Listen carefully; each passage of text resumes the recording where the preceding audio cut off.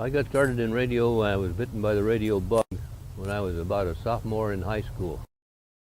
And it started with a crystal radio receiver, which I built myself by winding a coil on a Mother's Oats box.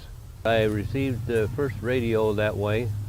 One of the first stations was KTRB in Modesto, when they were on 740, and they first came on the air. The year would have been about 1933. World War II came along. I enlisted in the Signal Corps. I had to have a license in order to work at a broadcast station because I decided this is what I was going to do. We'd had some instruction in that in the Signal Corps. So my first project when I got home was to break out my old textbook, bone up on it, go to San Francisco and take the test for the radio telephone first class operator license. Lucky enough, I passed.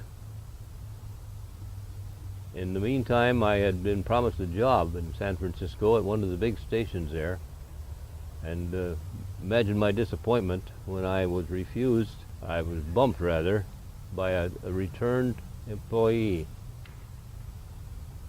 On my way home, I stopped by the studios of KTRB and had an interview with Bill Bates. He hired me on the spot. This was on about a Friday. I went to work the following Monday. And that was how I got into the broadcast station business. Let's see, I built KTUR in Turlock. I was instrumental in design of KROG in Sonora. A couple of stations down in Fresno. I don't even remember the call of them now. The station at Madeira, which I do not remember the call. I was on the emergency call list of, at one time, about 10 or 12 stations ran from Stockton to the other side of Fresno, yeah, including KTRB.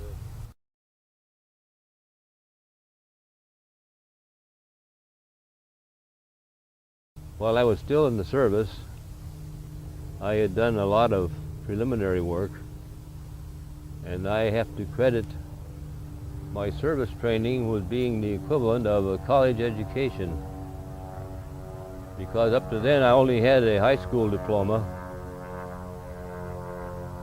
But after an interview with Les Knowles here, I was given the equivalency of a master's degree in radio engineering.